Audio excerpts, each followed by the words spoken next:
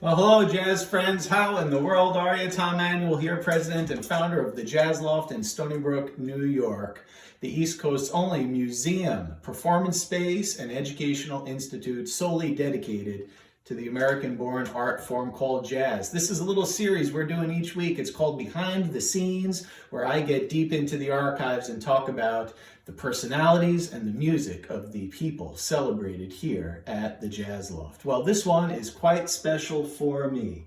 Behind you here, we have this wonderful archive of the great trumpet player, Charlie Chuck Genduso. And you heard a recording, a live recording, in fact, from around 1946, the Tommy Dorsey Orchestra. And that was a little trumpet battle between Chuck Genduso and the other great trumpet player was Charlie Shavers. The drummer was a young Buddy Rich, just up and coming. You know, the way I met Chuck was really interesting. When I was a kid growing up, I was infatuated with jazz and trying to play wherever I could with whoever I could. And there was a lot of big bands with some old timers that had played back in the day. I was playing a firehouse out east somewhere. It was a fire department dance. It was a big band. Everyone trumped me by at least 5 decades, that's for sure. And there I was in the trumpet section in what is usually and typically a very safe and secure seat. Fourth trumpet, no pressure, no high notes, no solos. And we were playing some old Glenn Miller tune, and there, completely caught me by surprise, a 6-measure, rather short, rather obscure solo in a very challenging key. I think it might have been D flat for me. And needless to say, it didn't sound too pretty, and thank God it was only 6 measures long. I was a little embarrassed, and I'm staring at it, still trying to figure out what exactly it was that I did or did not do, when out of the corner of my eye, I see a white handkerchief being waved. And I looked down and saw a very old man in the trumpet section who was playing lead, and he very loudly, so everyone in the band could hear, said to me, "Hey kid, do you want to clean that up?" Needless to say, I was embarrassed and a little upset. But afterwards, I was talking to the singer in the band, a woman by the name of Betty Lampert. She sang with Harry James a bit. And I said, "Who was that guy?" And she said, "I know you're probably upset." She goes, "But you should go talk to him. You'd love him. He played with everybody." And so I took her advice, and that began one of the greatest friendships I ever had in my life.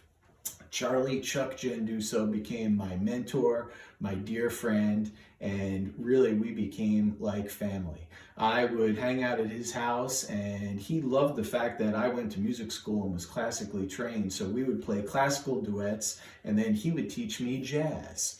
He played with the Tommy Dorsey Orchestra, he played with Harry James, he played with the great Ray McKinley. He then settled down in New York and decided to be a studio musician. He was one of the top call guys on the studio scene on Broadway. He was in the band with the Tonight Show Band with Johnny Carson.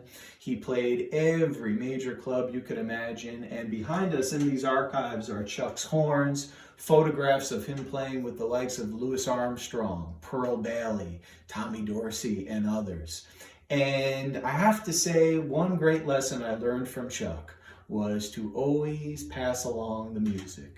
He had such a gracious and giving spirit and was just so much fun to be around. I'm very blessed that he was in my life for all those years. You know, Dizzy Gillespie was asked once to comment on the great Louis Armstrong, and his response was, quote, "Know him, know me." And that is exactly the way I feel about the great Chuck Genduso. He is one of those behind-the-scenes stars that was a part of so many great recordings. He's on recordings with Nat King Cole, Frank Sinatra, Tony Bennett, you name it. He was a swell guy, and a lot of fun to hang out with.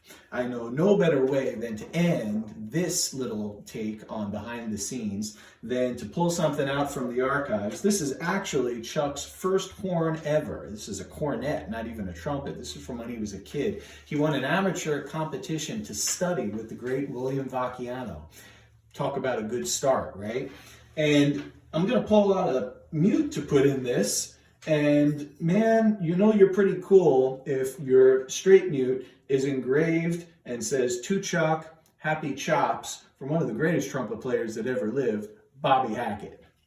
So here's a little something for Chuck. Thank you for joining us on this week's take on behind the scenes. We have one every week. We do hope you'll join us for that. Please remember, during these challenging times, support our arts organizations. Not-for-profits like the Jazz Loft do need your help, and so do our artists. If you visit our website, thejazzloft.org, we have a great fund that's set up for jazz musicians in need. And if you're able, we'd welcome your support with that. Till I see you next week, take care and God bless.